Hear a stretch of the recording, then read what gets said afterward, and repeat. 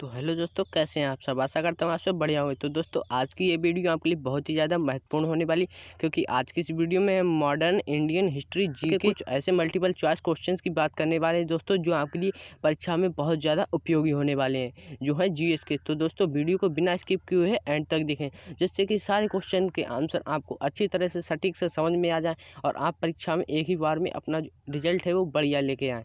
तो दोस्तों, चलिए आज की इस धमाकेदार वीडियो को स्टार्ट करते हैं। तो दोस्तों, फर्स्ट क्वेश्चन क्या है इसमें। पहला क्वेश्चन है, अंग्रेजी संसद में भारत सरकार अधिनियम कब पारित हुआ।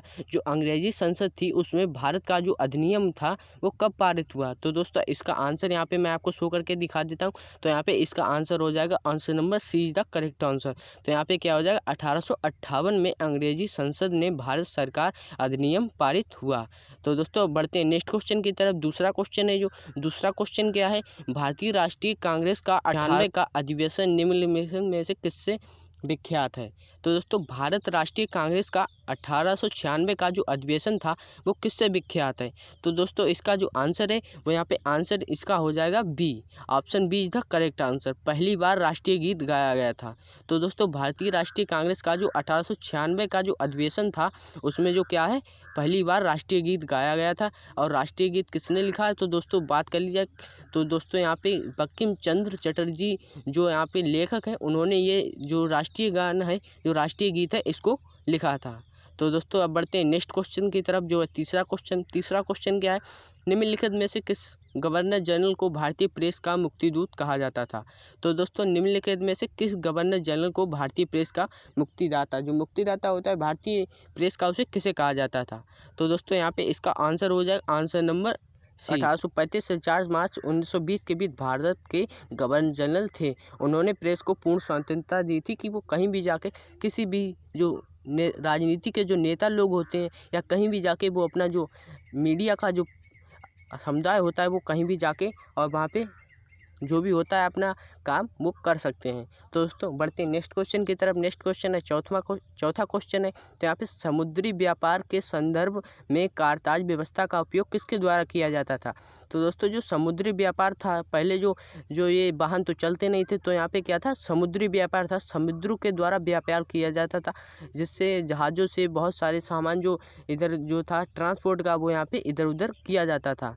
तो यहाँ पे कारताज व्यवस्था का उपयोग किसके द्वारा किया गया था। तो दोस्तों, इसका आंसर हो जाएगा आंसर नंबर डी, पुर्तगाली जो थे। सर्वप्रथम जो भारत में आए थे वो पुर्तगाली थे। पुर्तगाली जो थे उन्होंने कारताज व्यवस्था का संबंध पुर्तगालियों द्वारा समुद्री व्यापार के लिए जारी किए गए व्यापार लाइसेंस से हैं। 20वीं शताब्दी में अंग्रेजों ने भी नेवी सर्ट नामक व्यवस्था शुरू की थी। तो दोस्तों, सबसे पहले जो भारत में आए थे वो यहाँ पे क्या थे, पुर्तगाली जात के जो व्यक्ति थे वो यहाँ पे आए थे। और जो 20वीं शताब्दी के बाद जो थे वो यहाँ पे अंग्रेज आए थे, जिन्होंने नेवी सर्ट जो अपनी व्यवस्था थी वो यहाँ पे लागू की गई थी। तो इससे पहले क्या थी, कारताज व्यवस्था जो थी वो यहाँ पे किसने चालू की थी, तो यहाँ पे पुर्तगाली जो थे उन्होंने समुद्री व्यापार के संदर्भ में कारताज व्यवस्था का उपयोग किया था। तो दोस्तों, बढ़ते हैं नेक्स्ट क्वेश्चन की तरफ। नेक्स्ट क्वेश्चन है पाँचवा क्वेश्चन। तो पाँचवा क्वेश्चन क्या है, सुरेंद्र नाथ बनर्जी के बारे में निम्नलिखित में से कौन सा कथन सही नहीं है। जो सुरेंद्र नाथ बनर्जी जो थे उनके बारे में कौन सा कथन जो है वो सही नहीं है। तो दोस्तों, इसका आंसर हो जाएगा आंसर नंबर डी, उन्होंने आनंद मोहन बोस के साथ मिलकर साधारण ब्रह्मो समाज की स्थापना की। तो दोस्तों, उन्होंने जो ब्रह्मांड की जो साधारण जो ब्रह्म होता है, जो ब्राह्मण लोग होते हैं, जो ब्रह्म समाज होता है, उसकी स्थापना की थी आनंद बोस के साथ मिलकर। तो दोस्तों, इसका answer D is the correct answer हो जाएगा। तो दोस्तों, बढ़ते हैं छठे क्वेश्चन की तरफ। तो सिक्स क्वेश्चन क्या है, स्वतंत्रता आंदोलन के दौरान रविन्द्रनाथ टैगोर ने नाइटहुड की उपाधि किस घटना के विरोध में वापस कर दी थी। तो दोस्तों, जो रविन्द्रनाथ टैगोर थे उन्होंने नाइटहुड की जो उपाधि उनको मिलने वाली थी स्वतंत्रता आंदोलन के दौरान, तो उन्होंने किस विरोध के कारण वापस कर दी थी। तो दोस्तों, इसका आंसर हो जाएगा यहाँ पे, इसका आंसर हो जाएगा यहाँ पे बी वाला is the correct answer. Jallianwala Bagh जो हत्याकांड जो हुआ था उसके कारण उन्होंने स्वतंत्रता आंदोलन नाइटहुड की उपाधि जो थी उन्होंने उसे विरोध के कारण वापस कर दिया था। तो अब बढ़ते हैं नेक्स्ट क्वेश्चन की तरफ, जो है सातवां क्वेश्चन। तो सातवां क्वेश्चन क्या है दोस्तों, मुस्लिमों के लिए अलग मतदाता दल के लिए किस कांग्रेस अधिवेशन को जाना जाता है? तो किस कांग्रेस अधिवेशन को जाना जाता है? जो मुस्लिम थे उनके लिए अलग मतदाता दल बनाया गया था, जिसे किस अधिवेशन के नाम से जाना जाता है? तो दोस्तों यहाँ पे बात कर लीजिए किस अधिवेशन के, तो यहाँ पे इसका आंसर सीधा करेक्ट आंसर हो जाएगा लखनऊ अधिवेशन 1916। जो लखनऊ अधिवेशन 1916 में हुआ था, लखनऊ 1916 के लखनऊ अधिवेशन में मुस्लिमों के लिए अलग अलग मतदाता दल की व्यवस्था की गई। इस अधिवेशन में कांग्रेस के दो धड़ों गर्म दल और नरम दल को वार्ता के लिए मंच पर लाया गया था। अंबिका प्रसाद मजूमदार इस अधिवेशन के कांग्रेस के जो अध्यक्ष थे वो कौन थे? अंबिका प्रसाद मजूमदार जो इस अधिवेशन के जो थे वो कांग्रेस के जो अधिवेशन के जो अध्यक्ष थे। तो दोस्तों बढ़ते हैं 8 क्वेश्चन की तरफ। 8वां क्वेश्चन क्या है? भारत में पहली यूरोपीय बस्ती किस स्थान पर स्थापित की गई थी? जो भारत था उसमें, जो भारत है इसमें यूरोपीय बस्ती जो थी वो किस स्थान पर सर्वप्रथम स्थापित की गई थी? तो दोस्तों इसका आंसर हो जाएगा आंसर नंबर 1 जो कोच्चि है। कोच्चि में जो है, कोच्चि जो है केरल में कोच्चि है। केरल के एर्नाकुलम जिले के स्थित कोच्चि फोर्ट भारत में पहली यूरोपीय बस्ती थी। यह जल से घिरा हुआ स्थान है। यह कोच्चि के दक्षिण पश्चिम में स्थित है। जो ये भारत में यूरोपीय जो बस्ती थी वो सर्वप्रथम केरल के कोच्चि में उन्होंने स्थापित की थी। तो अब बढ़ते हैं 9वें क्वेश्चन की तरफ। तो 9वां क्वेश्चन क्या है यहाँ पे? तो 9 क्वेश्चन क्या है यहाँ पे? निम्नलिखित में से किस राज्य ने अंग्रेजों को मुक्त व्यापार के लिए सुनहरा मौका फरमान जारी किया? तो दोस्तों निम्नलिखित में से किस राज्य, ऐसा कौन सा राज्य है जिसने अंग्रेजों को मुफ्त व्यापार के लिए सुनहरा फरमान जारी किया था? तो दोस्तों इसका आंसर हो जाएगा यहाँ पे सी, गोलकुंडा जो है उन्होंने, गोलकुंडा जो शहर है 1632 में अंग्रेजों को गोलकुंडा का साथ मुक्त व्यापार करने का सुनहरा फरमान प्राप्त हुआ। इसके लिए शुल्क 500 पैगोडा जो था प्रतिवर्ष था। तो उन्होंने जो कर था वो यहाँ पे 500 पैगोडा होता था। तो बढ़ते हैं नेक्स्ट क्वेश्चन की तरफ है जो है 10वां क्वेश्चन। तो 10वां क्वेश्चन क्या है यहाँ पे दोस्तों? तो यहाँ पे सलवाई की संधि किस युद्ध से संबंधित है? जो सलवाई की जो संधि थी वो किस युद्ध से संबंधित है? तो दोस्तों यहाँ पे इसका आंसर हो जाएगा बी। तो यहाँ पे इसका आंसर हो जाएगा B option is the correct answer, प्रथम आंग्ल मराठा युद्ध। जो प्रथम आंग्ल मराठा युद्ध हुआ था तो दोस्तों वो हुआ था 17 मई 1782 को, जिसमें सलवाई संधि की हस्ताक्षर किए गए थे। इसमें मराठा साम्राज्य के प्रतिनिधियों और ब्रिटिश ईस्ट इंडिया कंपनी के प्रतिनिधियों द्वारा हस्ताक्षर किए गए थे, जो एक संधि कहलाई, जिसका क्या नाम था? प्रथम आंग्ल मराठा युद्ध जो हुआ था उसके कारण जो संधि थी वो सलवाई संधि हुई थी, जिसमें दोनों पार्टियों के प्रतिनिधियों ने उस पर हस्ताक्षर किए थे। तो बढ़ते हैं दूसरे पेज की तरफ। तो दूसरा पेज क्या है दोस्तों? तो यहाँ पे फिर से दूसरा जो 11वां क्वेश्चन है। तो 11वां क्वेश्चन क्या है दोस्तों? तो यहाँ पे देख सकते हैं बक्सर की लड़ाई ईस्ट इंडिया कंपनी द्वारा किसके साथ लड़ी गई थी? जो बक्सर की जो लड़ाई थी वो ईस्ट इंडिया द्वारा किसके साथ लड़ी गई थी?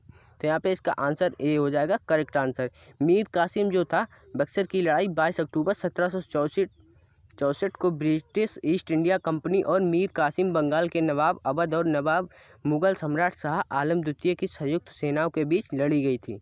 तो दोस्तों ये जो था हेक्टर मुनरो ने किया था, इसका नेतृत्व जो था वो हेक्टर मुनरो ने किया था। बक्सर की लड़ाई ईस्ट इंडिया कंपनी द्वारा लड़ी गई थी। बक्सर की लड़ाई 22 अक्टूबर 1764 को यहाँ पे ईस्ट इंडिया और मीर कासिम के बीच हुई थी। तो दोस्तों यहाँ पे आपको ये शायद आपको समझ में आया होगा। तो बढ़ते नेक्स्ट क्वेश्चन की तरफ जो है 12वां क्वेश्चन। तो 12वां क्वेश्चन क्या है यहाँ पे?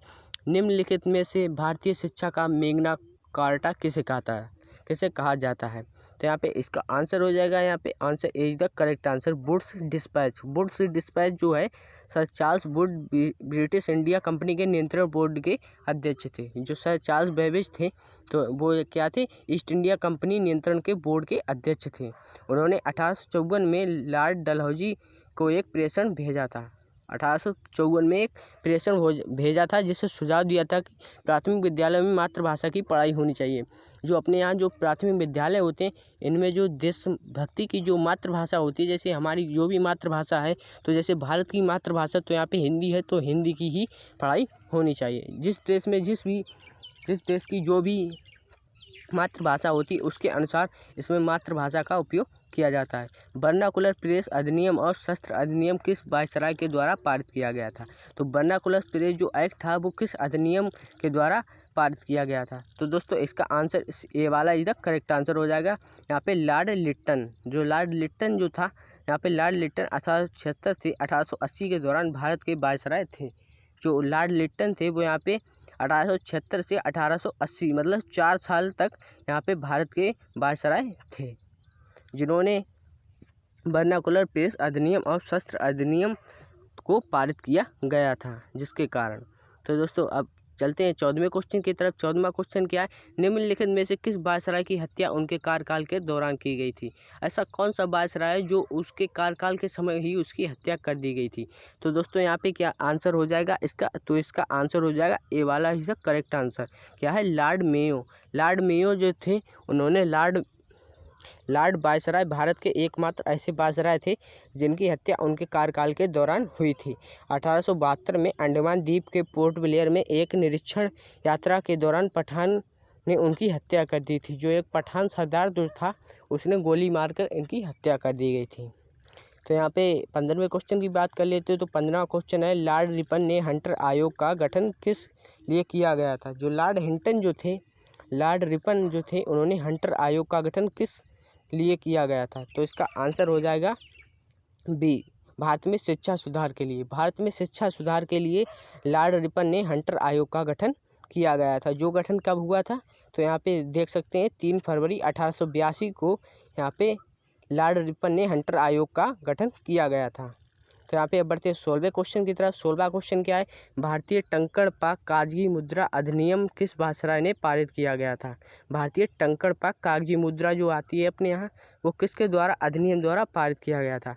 तो इसका answer C is the correct answer हो जाएगा, लॉर्ड कर्जन। लॉर्ड कर्जन जो थे जनवरी 1889 में लॉर्ड कर्जन को भारत का वायसराय नियुक्त किया गया था। जो 1899 में जो लॉर्ड कर्जन थे उनको भारत का वायसराय नियुक्त किया गया था, जिन्होंने 1899 में भारतीय टंकण पाक कागजी मुद्रा अधिनियम को पारित किया गया था। तो यहाँ पे अब बढ़ते हैं 17वें क्वेश्चन की तरफ। जो 17 क्वेश्चन क्या है, तो यहाँ पे निम्नलिखित में से किसे मराठा मैकियावेली कहा जाता है? निम्नलिखित में से ऐसा कौन सा व्यक्ति है जिसे मराठा मैकियावेली कहा जाता है? तो इसका आंसर हो जाएगा ए, नाना फडणवीस। नाना फडणवीस जो थे उनको भारत का मराठा मैकियावेली कहा जाता है। तो अब बढ़ते हैं 18 क्वेश्चन की तरफ। 18 क्वेश्चन क्या है, श्रीरंगपट्टनम की संधि का संबंध किस युद्ध से है? जो श्रीरंगपट्टनम की जो संधि थी वो किस युद्ध से संबंधित है? तो इसका आंसर हो जाएगा बी, तृतीय आंग्ल मैसूर युद्ध। जो तृतीय आंग्ल मैसूर युद्ध हुआ था उसके कारण 18 मार्च 1772 को श्रीरंगपट्टनम की संधि पर हस्ताक्षर किए गए थे। बढ़ते हैं नेक्स्ट क्वेश्चन की तरफ, जो है 19वां क्वेश्चन। 19वां क्वेश्चन क्या, पूना समझौते के संदर्भ में कौन सा कथन असत्य है? जो पूना समझौता हुआ था उसके संदर्भ में कौन सा कथन असत्य है? तो इसका आंसर हो जाएगा ए समझौता जवाहरलाल नेहरू और अंबेडकर के बीच हुआ था। तो इसका आंसर क्या हो जाएगा? ए वाला इज द करेक्ट आंसर हो जाएगा। जो पूना समझौते के संदर्भ में कौन सा कथन सही नहीं है, तो यहाँ पे देख सकते हैं ये जो बी वाला है, सी वाला है और डी वाला, ये वाला यहाँ पे रॉन्ग हो जाएगा। यहाँ पे ए इज द करेक्ट आंसर हो जाएगा। ये जो पूना समझौता हुआ था उसके संदर्भ में यही कथन असत्य है। यह समझौता जवाहरलाल नेहरू और अंबेडकर के बीच हुआ था। अब बढ़ते हैं 20वें क्वेश्चन की तरफ, लास्टवें क्वेश्चन की तरफ। तो लास्टवा क्वेश्चन क्या है यहाँ पे दोस्तों, महाद सत्याग्रह का नेतृत्व किसने किया था? जो महाद सत्याग्रह था उसका नेतृत्व किसने किया था? तो इसका आंसर हो जाएगा बी वाला, डॉक्टर भीमराव अंबेडकर। जो डॉक्टर भीमराव अंबेडकर जो थे उन्होंने महाद सत्याग्रह का नेतृत्व किया था। तो दोस्तों कैसी लगी आज की वीडियो? आई होप आपको ये वीडियो पसंद आई होगी। और आज की जो जीके के टॉप 20 क्वेश्चन की जो मैं टॉप 20 क्वेश्चंस आपके लिए लेके आया हूँ, आई होप आपको इससे कुछ तो सीख मिली होगी। अगर वीडियो पसंद आई हो तो वीडियो को लाइक करें और हमारे चैनल को सब्सक्राइब कर दें, जिससे कि इसी प्रकार की टॉप 20 क्वेश्चन और बहुत सारे अन्य सब्जेक्ट से रिलेटेड क्वेश्चंस की वीडियो सबसे पहले आप तक पहुँचे। Thank you so much.